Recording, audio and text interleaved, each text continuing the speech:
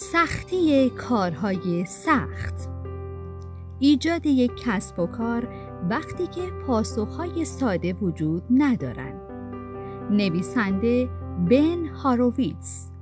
خلاصه، در حالی که بسیاری از مردم در مورد اینکه شروع یک کسب و کار چقدر عالیه صحبت می‌کنند، تعداد کمی از اونها در مورد دشواری راه اندازی و مدیریت اون با خودشون صادقن. بن هاروویتز بنیانگذار شرکت آندرسن هاروویتز و یکی از معتبرترین و با سابقه ترین کارآفرینان در سیلیکون ولی در کتاب سختی کارهای سخت توصیه‌های اساسی در مورد ایجاد و راه اندازی یک استارتاپ ارائه میده. خردی عملی برای مدیریت سخت‌ترین مشکلات که در مدرسه و دانشگاه چیزی از اونها به ما نمی آموزند. هاروویتز مشکلاتی رو که مدیران هر روز با اونها روبرو میشن تجزیه و تحلیل میکنه و بینش‌هایی رو که در توسعه، مدیریت، فروش، خرید، سرمایه‌گذاری و نظارت بر شرکت‌های فناوری به دست آورده با ما به اشتراک میذاره. اون همچنین درس‌های تجاری رو با بیان مستقیم همه چیز از اخراج دوستان خودش گرفته تا شکار رقبا، پرورش و حفظ ذهنیت مدیر عاملی تا اطلاع از زمان مناسب برای جبران خسارت تشریح می‌کنه. کتاب سختی کارهای سخت مملو از شوخ طبعی‌ها و صحبت‌های رک و مستقیم برگرفته از تجربیات شخصی هاروویتز، هم برای کارآفرینان کهنه‌کار و هم برای کسانی ارزشمندی که مشتاق راه اندازی کسب و کارهای جدید و سرمایه‌گذاری‌های جدید هستند. در این خلاصه خواهیم آموخت تکنیک‌های هدایت مبارزه برای تبدیل شدن به یک رهبر، روش صحیح استخدام و شیوه صحیح اخراج افراد. چرا باید به این ترتیب از مردم، محصولات و سودها مراقبت کنیم؟ چگونه میشه رهبری کرد حتی وقتی خودمون نمیدونیم در حال رفتن به کدام سو هستیم؟ مقدمه: هر بار که یک کتاب در مورد مدیریت یا خودیاری رو میخونم، خودم رو در حالی میبینم که با خودش میگه خوبه، اما این واقعا چیز سختی در مورد این وضعیت نبود. کار سخت این نیست که هدفی بزرگ، پردردسر و جسورانه تعیین کنید. کار سخت اینه که وقتی هدفی بزرگ رو از دست میدید، افراد رو از کار کنار بذارید. کار سخت استخدام افراد عالی نیست. کار سخت اینه که اون افراد عالی احساس حقانیت کنن و شروع به تعامل با کارهای نامعقول کنن. کار سخت این نیست که رویایی بزرگ داشته باشید. کار سخت اینه که وقتی که یک رویا به یک کابوس تبدیل میشه، نصف شب با عرق سرد از خواب بیدار بشید. مشکل کتاب‌ها اینه که سعی می‌کنن دستورالعملی برای چالش‌هایی که دستورالعمل ندارن ارائه بدن. هیچ دستورالعملی برای موقعیت‌های واقعاً پیچیده وجود نداره. هیچ دستورالعملی برای ایجاد یک شرکت های تک وجود نداره. هیچ دستورالعملی برای رهایی دست جمعی مردم از مشکلات وجود نداره. هیچ دستورالعملی برای ریاست وجود نداره و وقتی کسب و کار شما به بیراه رفته، هیچ دستورالعملی برای ایجاد انگیزه در تیم وجود نداره. این سختی کارهای سخته. هیچ فرمول مشخصی برای رسیدگی به اونها وجود نداره.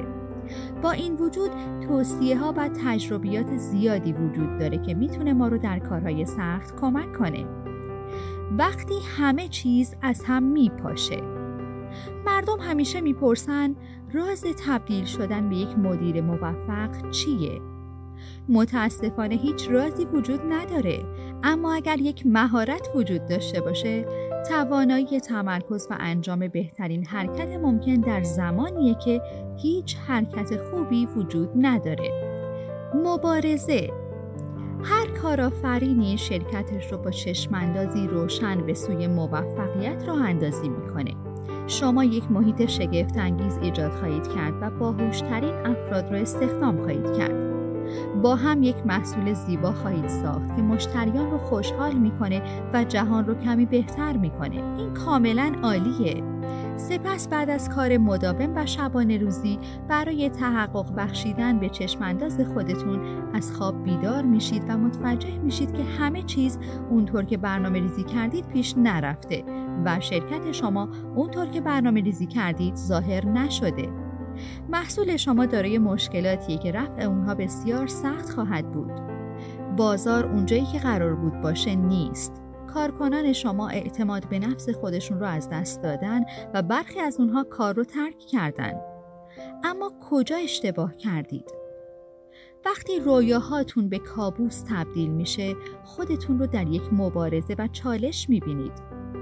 مبارزه زمانی رخ میده که با خودتون فکر میکنید که از همون ابتدا چرا شرکت رو راه اندازی کردید. مبارزه زمانیه که مردم از شما میپرسن چرا بیخیال نمیشید و شما جواب این سوال رو نمیدونید. مبارزه زمانیه که کارکنان شما فکر میکنن شما دروغ میگید و شما با خودتون فکر میکنید ممکنه حق با اونها باشه. مبارزه شکست نیست، بلکه میتونه موجب شکست بشه، به خصوص اگر ضعیف باشید. مبارزه جاییه که سرافرازی از اون سرچشمه میگیره. هیچ پاسخ روشنی برای مبارزه وجود نداره، اما در اینجا مواردی وجود داره که ممکنه به شما کمک کنه. همه مشکلات رو روی دوش خودتون نذارید. شما نمیتونید همه بارها رو به دوش بکشید. هر چیز رو که میتونید با دیگران تقسیم کنید به اونها محول کنید. حداکثر مشارکت ذهنی رو برای حل مشکل گرد هم بیارید. مبارزه مثل شطرنج بازی کردنه. کسب و کارهای فناوری بسیار پیچیده هستند. فناوری در حال توسعه است و راه خودش رو میره. رقابت در حال انجامه و بازار و مردم در حال حرکت هستند. در نتیجه همیشه یک حرکت وجود داره. به اندازه کافی طولانی بازی کنید و ممکنه شانس به شما رو کنه. در بازی فناوری فردا هیچ شباهتی به امروز نداره. اگر به اندازه کافی زنده بمونید تا فردا رو ببینید، ممکنه فردا پاسخی برای شما به ارمغان بیاره که امروز بسیار غیر ممکن به نظر می رسید. مشکلات رو به خودتون نگیرید. مشکلی که در اون قرار دارید احتمالاً همه در اون مقصر هستند. درسته که شما افراد رو استخدام کردید و تصمیمات رو گرفتید، اما ارزیابی خودتون و دادن نمره پایین به خود به شما کمکی نمی‌کنه. به یاد داشته باشید که این چیزیه که بزدل و شجاع رو متمایز میکنه. اگر میخواید عالی باشید این یک چالشه. اگر نمیخواید عالی باشید هرگز نباید شرکتی رو راه اندازی میکردید. مدیران عامل باید مسائل رو همونطور که هست ببینن. شما به عنوان بالاترین رتبه در شرکت فکر می‌کنید که به بهترین نحو میتونید اخبار بد رو مدیریت کنید، در حالی که عکس اون صادقه. هیچ کس بدتر از شما اخبار بد رو سخت نمیگیره. اگر اوضاع به طرز وحشتناکی اشتباه پیش بره، دیگران میتونن شونه خالی کنن و از اونجا دور بشن. اما شما نمیتونید این کار رو انجام بدید. در نتیجه کارکنان در مواجهه با خسارات بسیار بهتر برخورد میکنن. 3 دلیل اصلی وجود داره که چرا شفاف بودن در مورد مشکلات شرکت شما منطقیه. اعتماد کنید. بدون اعتماد ارتباطات قطع میشه. با رشد یک شرکت ارتباطات به بزرگترین چالش اون تبدیل میشه. گفتن چیزها به همون صورتی که هستن بخش مهمی از ایجاد این اعتمادن. توانایی مدیر عامل برای ایجاد این اعتماد در طول زمان اغلب تفاوت میان شرکت‌هایی که خوب عمل می‌کنن و شرکت‌هایی که آشفته هستند. هرچه مغزهای بیشتری روی مشکلات سخت کار کنن بهتره. برای ایجاد یک شرکت بزرگ فناوری باید افراد فوق‌العاده باهوش زیادی رو استخدام کنید. اینکه مغزهای بزرگ به تعداد زیاد داشته باشید اما نذارید اونها بر روی بزرگترین مشکلات شما کار کنن، یک بی‌تدبیری و اتلاف منابع کامله. یک فرهنگ خوب در شرکت لازمه. اخبار بد سریع میپیچن اما خبرهای خوب به کندی دست به دست میشن. اگر شرکت‌هایی رو که شکست خوردن بررسی کنید، متوجه خواهید شد که بسیاری از کارکنان اونها مدت‌ها قبل از اینکه مشکلات شرکت رو از بین ببره، از اخبار بد مطلع بودن. اغلب اوقات فرهنگ یک شرکت موجب انتشار اخبار ناامید کننده میشه. بنابراین تا زمانی که برای اقدام دیر نشده، باید با اون مقابله کرد. اگر شما یک شرکت رو اداره می کنید، فشار روانی زیادی رو تجربه خواهید کرد تا بیش از حد مثبت اندیش باشید. در برابر فشار بایستید، با ترس خودتون روبرو بشید و مسائل رو همونطور که هست بیان کنید و مسائل رو همونطور که هست ببینید. راه درست کنار گذاشتن افراد. چگونه میتونید کاری رو که اساساً اشتباه درست انجام بدید؟ گام اول، سر خودتون رو بالا بگیرید. وقتی شرکتی نتونه برنامه مالی خودش رو مدیریت کنه و مجبور بشه کارمندانی رو که برای استخدام اونها وقت و هزینه زیادی صرف کرده اخراج کنه، این کار بر دوش مدیر عامل سنگینی میکنه. در چنین زمانی تمرکز بر آینده دشواره، زیرا گذشته بر شما فشار میاره، اما این دقیقاً همون کاریه که باید انجام بدید. گام دوم، تعلل نکنید. وقتی تصمیم گرفتید که باید افرادی رو اخراج کنید، زمان بین تصمیم گیری و اجرای تصمیم باید تا حد ممکن کوتاه باشه. در صورت نشر اخبار با مجموعه ای از مسائل و مشکلات دیگه روبرو خواهید شد. کارکنان از مدیران سوال میکنن و میپرسن که آیا اخراج و تعدیل نیرو در راه یا نه؟ اگر مدیران پاسخ روشنی نداشته باشن، احمق به نظر خواهند رسید و از طرفی هم نمیتونن به روشنی پاسخ بدن. بنابراین یا باید به کارکنان خودتون دروغ بگید یا ساکت بمونید که حواشی دیگری رو در بر خواهد داشت. گام سوم، در مورد دلایل کنار گذاشتن افراد در ذهن خودتون شفاف باشید. شما کارکنان خودتون رو به این دلیل اخراج می‌کنید که شرکت شما نتونسته به برنامه خودش برسه. اگر عملکرد فردی تنها مسئله شما بود، پس شما اقدامی متفاوت انجام میدادید.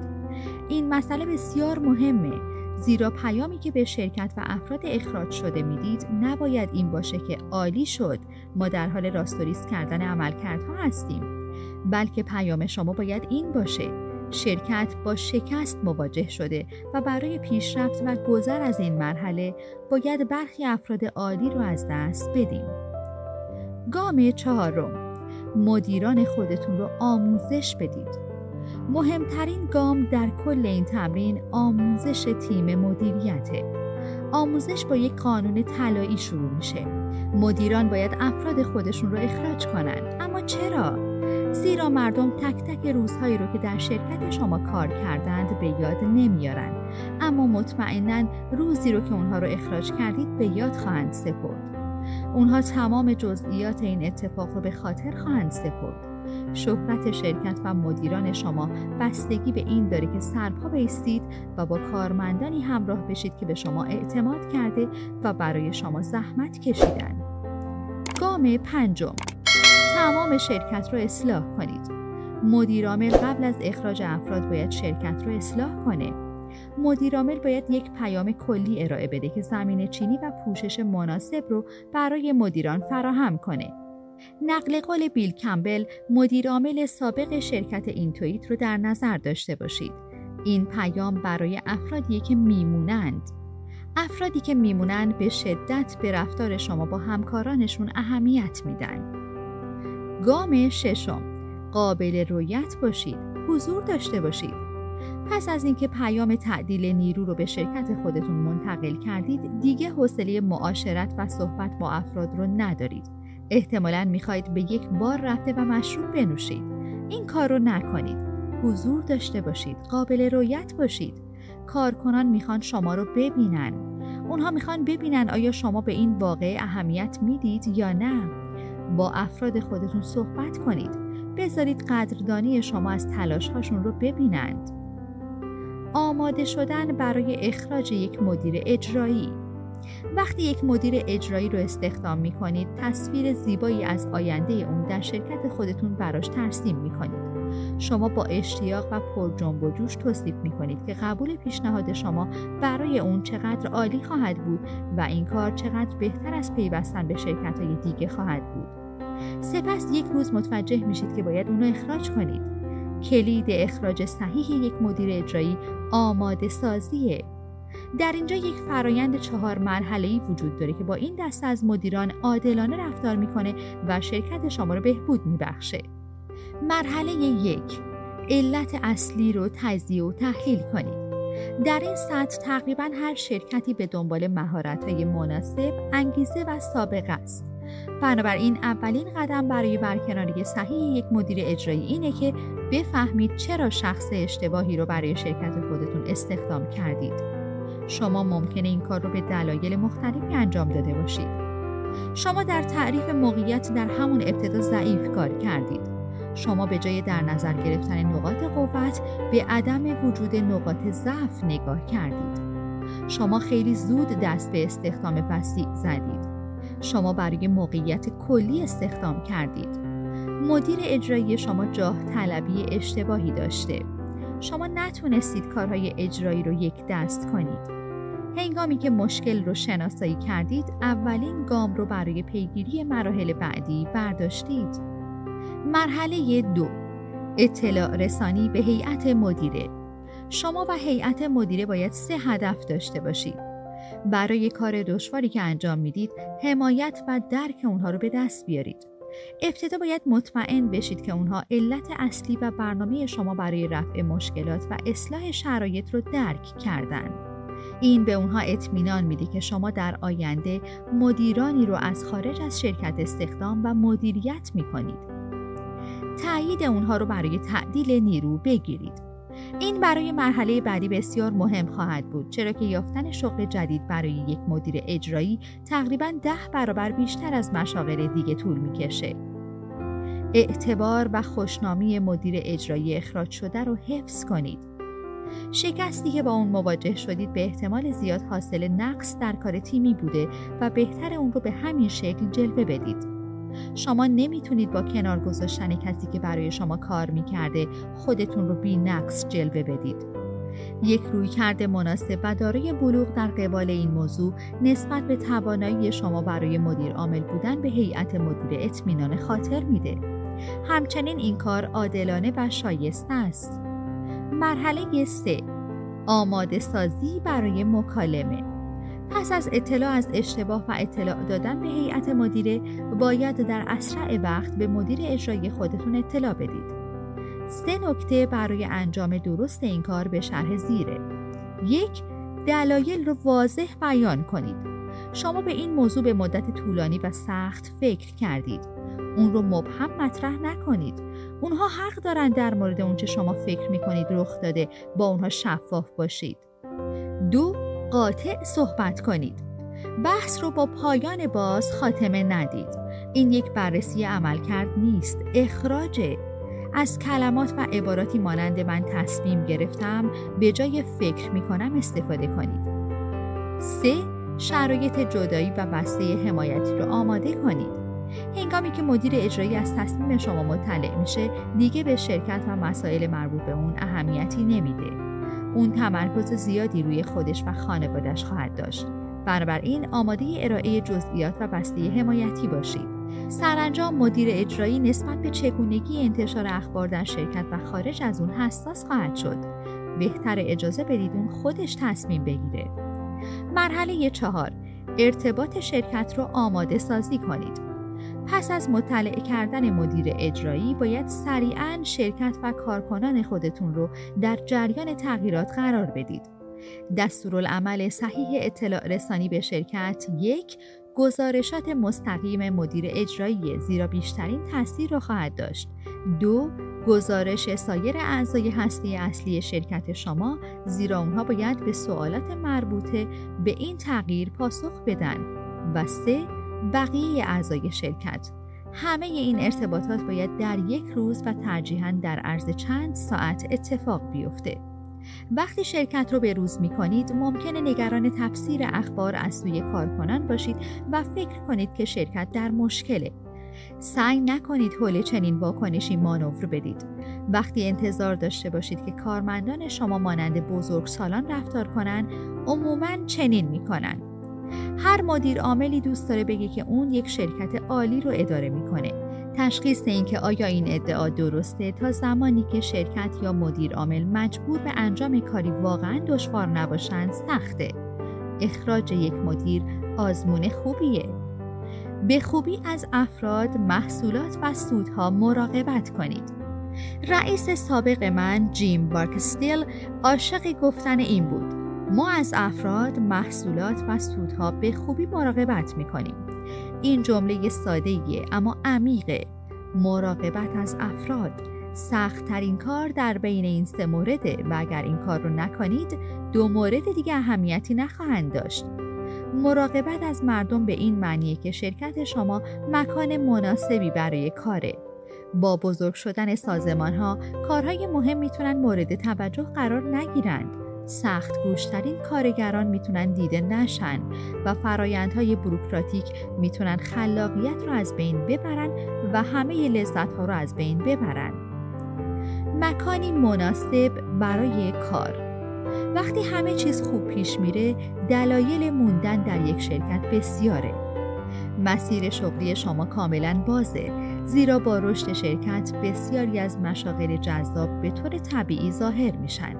دوستان و خانواده شما فکر میکنن که شما یک نابغه برای انتخاب کار در اون شرکت هستید، چرا که قبل از همه متوجه شدید که این شرکت موفق میشه. رزومه کاری شما با کار در این شرکت موفق در روزهای اوج پربارتر میشه و شما در حال ثروتمند شدن هستید. اما وقتی همه چیز بد پیش میره، عدم تحقق همه دلایل بالا تبدیل به دلایلی برای ترک شرکت میشه. در حقیقت تنها چیزی که باعث میشه یک کارمند در مواقعی که اوضاع به طرز وحشتناکی اشتباه پیش میره در یک شرکت بمونه، به غیر از نیاز به اون شغل، اینه که اون به کار خودش علاقه داره. اوضاع همیشه بر وفق مراد پیش نمیره. هیچ شرکتی در تاریخ جهان وجود نداشته که قیمت سهام اون به طور یک نواخت افزایش پیدا کنه.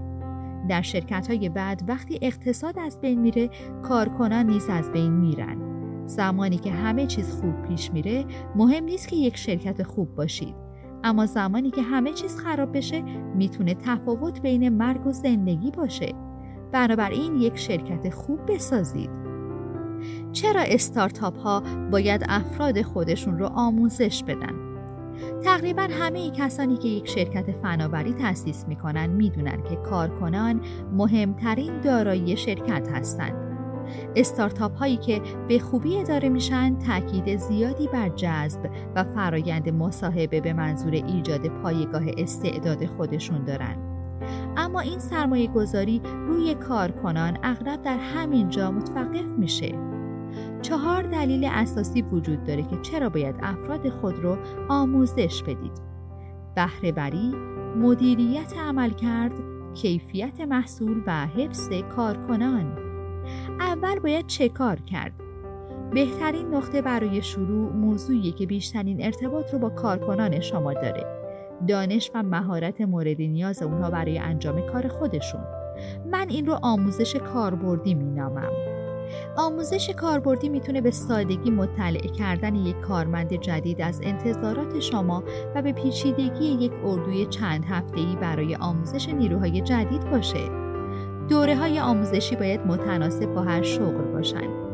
جزء ضروری دیگه آموزش مدیریته.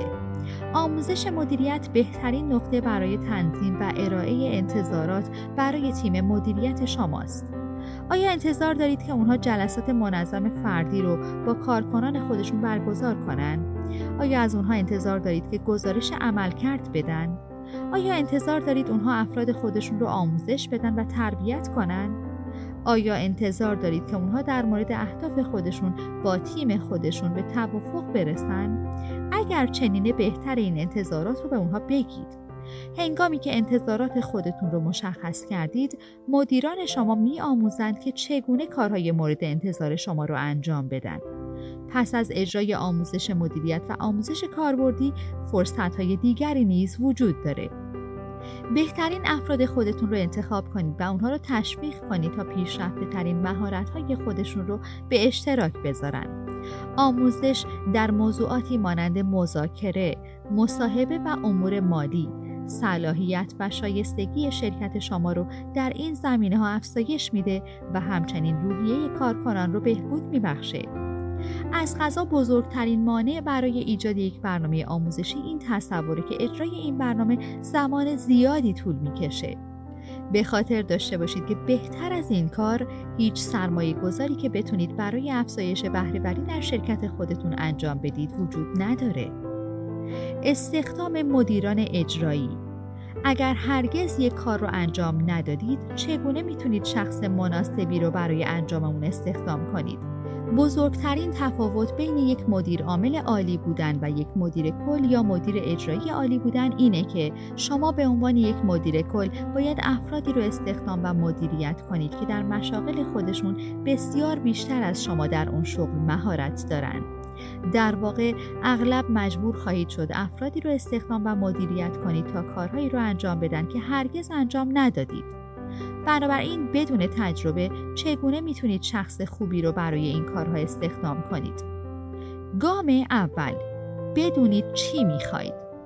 ابتدا در برابر وسوسه آموزش خودتون برای مصاحبه با نامزدها مقاومت نکنید. بهترین راه برای اینکه بدونید چی میخواید نقش بازی کردنه. نه فقط در حد حرف بلکه در عمل. من در حرفه خودم معاون مدیر منابع انسانی، مدیر ارشد مالی و معاون فروش بودم. اغلب مدیران عامل در برابر ایفای نقش مقاومت می‌کنند، زیرا نگرانند که از دانش کافی برخوردار نباشند. این نگرانی دقیقاً به همین دلیلی که شما باید برای کسب اطلاعات مناسبی که برای استخدام نیاز دارید اقدام کنید، زیرا شما امروز به دنبال مدیر مناسبی برای شرکت خودتون هستید. همچنین کمک گرفتن از متخصصان هر حوزه به شما کمک شایانی میکنه.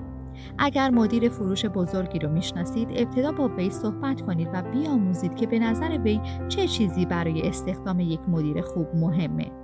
مشخص کنید کدوم یک از این نقاط قوت مستقیما با نیازهای شرکت شما مطابقت داره. در نهایت انتظارات خودتون رو از این شخص پس از پیوستن به شرکت خودتون در ذهن خودتون روشن کنید. این شخص در 30 روز اول چه خواهد کرد؟ به نظر شما انگیزه اون برای پیوستن به شرکت شما چیه؟ آیا میخواید اونها یک سازمان بزرگ بسازن یا فقط 1 یا 2 نفر رو در سال آینده استخدام کنن؟ گام دوم، فرایندی رو اجرا کنید که مطابقت درستی داشته باشه. برای یافتن مدیر اجرایی مناسب باید دانشی رو که جمع‌آوری کرده بودید به فرایندی تبدیل کنید که نامزد مناسب شغل مورد نظر رو به بار بیاره. نقاط قوت مورد نظر و ضعف‌هایی رو که اونها رو تحمل خواهید کرد بنویسید. سوالاتی طرح کنید که معیارها رو آزمایش میکنه. تیم مصاحبه رو جمع‌آوری کنید. چک کردن اطلاعات.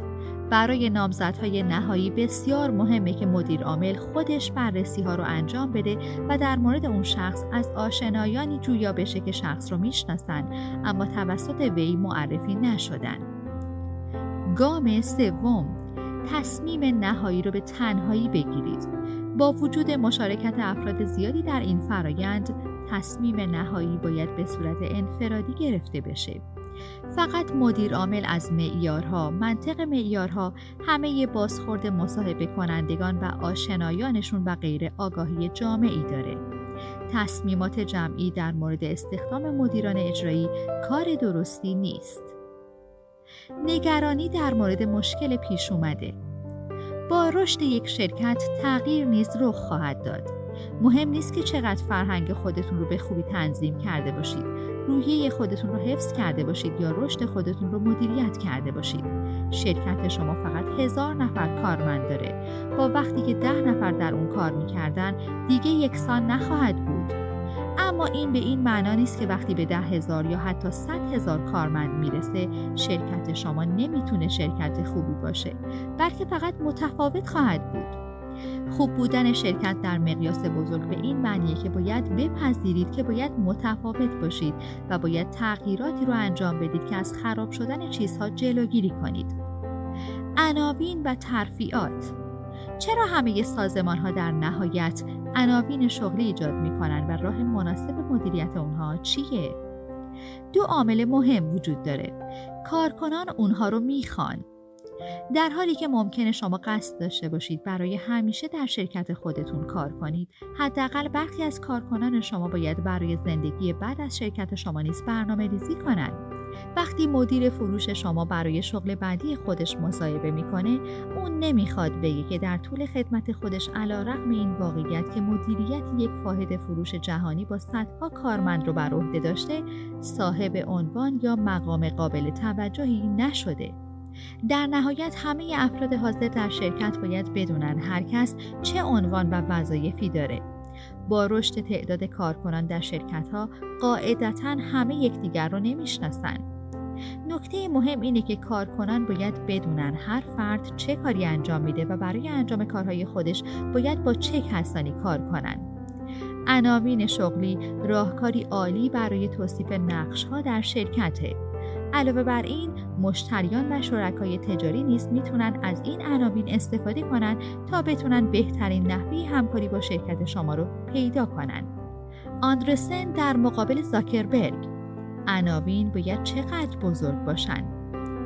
مارک آندرسن میگه که کارکنان چیزهای زیادی از شرکت میخوان. حقوق، پاداش، سهام، محدوده کنترل و عناوین. از بین اونها عنوان ارزان ترینه. بنابراین ارائه بالاترین عنوان ممکن به اونها منطقیه. اگر اعطای عناوین باعث میشه که کارکنان احساس بهتری داشته باشن، بذارید احساس بهتری داشته باشن. عنوانها هیچ هزینه‌ای ندارن.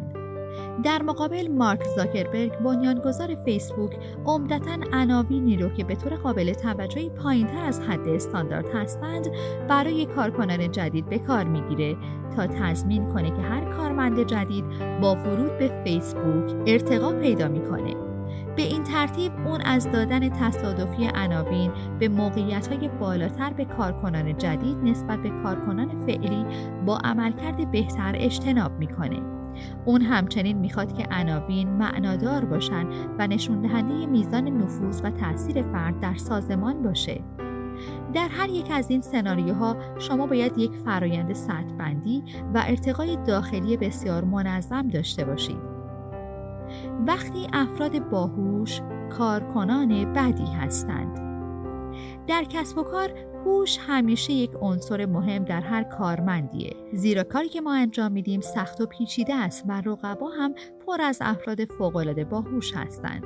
با این حال هوش تنها ویژگی مهمی نیست. مؤثر بودن در یک شرکت نیز به معنای سخت کوشی، قابل اعتماد بودن و یک عضو عالی بودن در تیمه. در اینجا 3 نمونه از باهوش‌ترین افراد در شرکت که بدترین کارکنان هستند آورده شده. بدعت‌گذاران. هیچ سازمان بزرگی به کمال نمیرسه.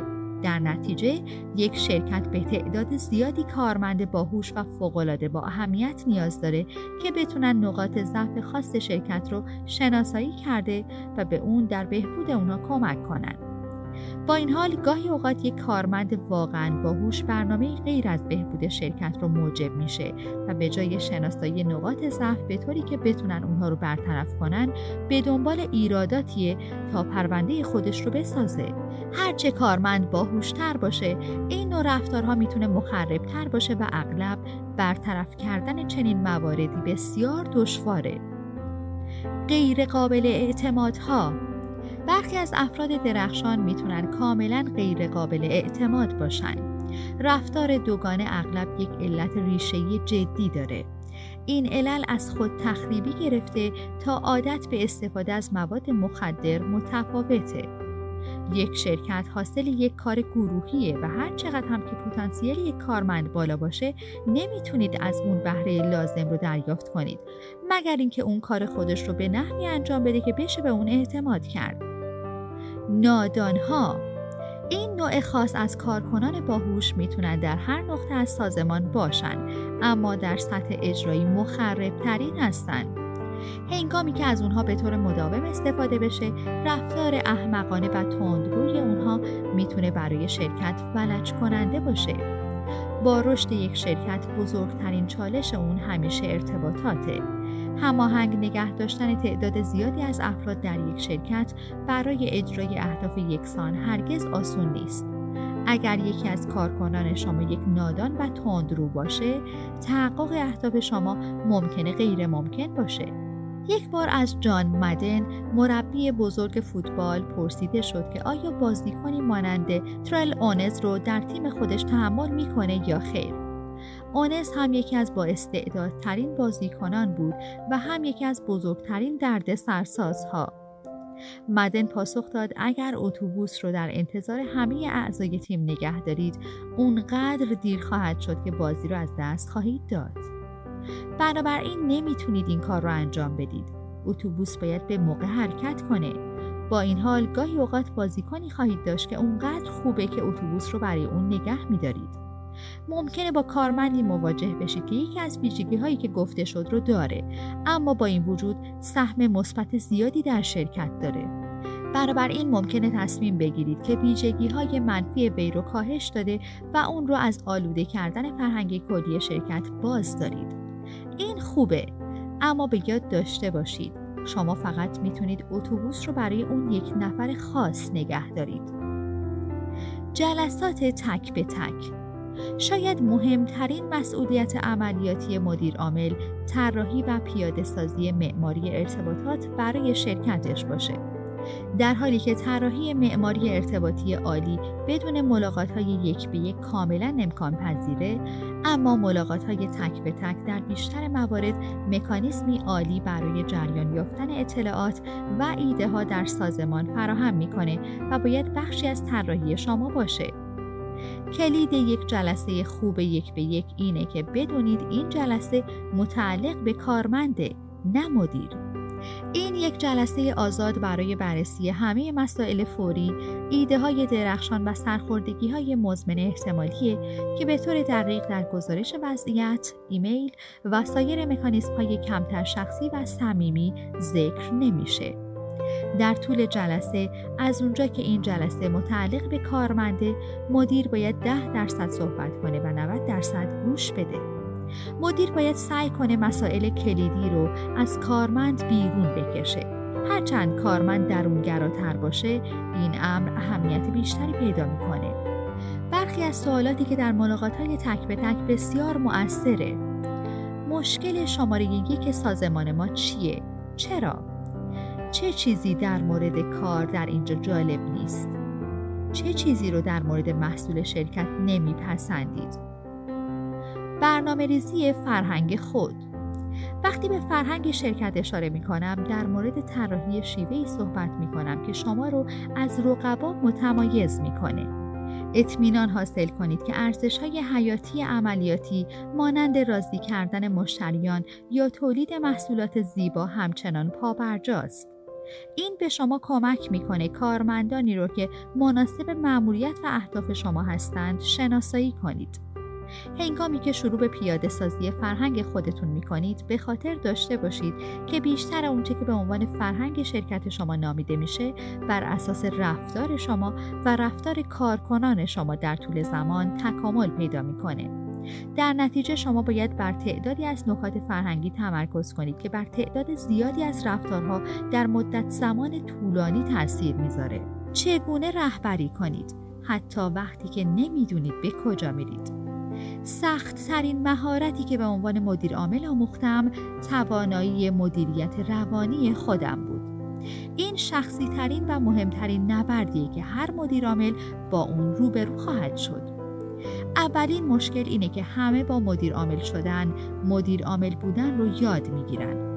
هیچ آموزشی در دوران مدیریت، مدیر کلی و یا در هر شغل دیگری شما رو برای اداره یک شرکت به عنوان مدیر عامل آماده نمی‌کنه. حتی اگر بدونید چه می‌کنید، برخی چیزها اشتباه پیش میرن، زیرا ایجاد یک سازمان انسانی چند وجهی برای رقابت و پیروزی در یک بازار پویا و بسیار رقابتی بسیار دشوار به نظر میرسه. اگر شما یک تیم 10 نفره رو مدیریت می‌کنید، این کار با وجود اشتباهات بسیار اندک یا رفتارهای کمی بد کاملا امکان پذیره. اگر شما یک تیم 10 نفره رو مدیریت می‌کنید، این کار با وجود اشتباهات بسیار اندک یا رفتارهای کمی بد کاملا امکان پذیره. اگر شما یک سازمان 1000 نفره رو مدیریت می‌کنید، این کار کاملا غیر ممکنه. گاهی شرکت شما کارهایی رو انجام میده که اونقدر بده که هرگز تصور نمی‌کردید با چنین چیزی مواجه بشید. دیدن افرادی که منابع مالی رو هدر میدن، وقتی یکدیگر رو تلف میکنن و کارهای شلخته انجام میدن، میتونه حال شما رو بد کنه و اگر مدیر عامل باشید ممکنه حتی شما رو بیمار کنه. توجه داشته باشید که در این مواقع مالیدن نمک به زخم و بدتر کردن شرایط تقصیر شماست. با توجه به این استرس ها و فشارها، مدیران عامل اغلب یکی از دو اشتباه زیر رو مرتکب میشن. اونها هر موضوعی رو به طرز باور نکردنی جدی و شخصی میدونن و فوراً برای رفع اونها اقدام میکنن، یا مسائل رو به اندازه کافی شخصی نمیدونن و نگرش این چندان بد هم نیست رو اتخاذ میکنن. در حالت ایدئال یک مدیر عامل باید سریع العمل باشه، نه اینکه دیوانه وار رفتار کنه. اون باید بدون اینکه احساس گناه کنه قاطعانه رفتار کنه. اگر بتونه اهمیت مسائل رو از احساسی که نسبت به اونها داره جدا کنه، از آسیب به کارکنان یا خودش اجتناب میکنه. تکنیک هایی برای آرامش اعصاب.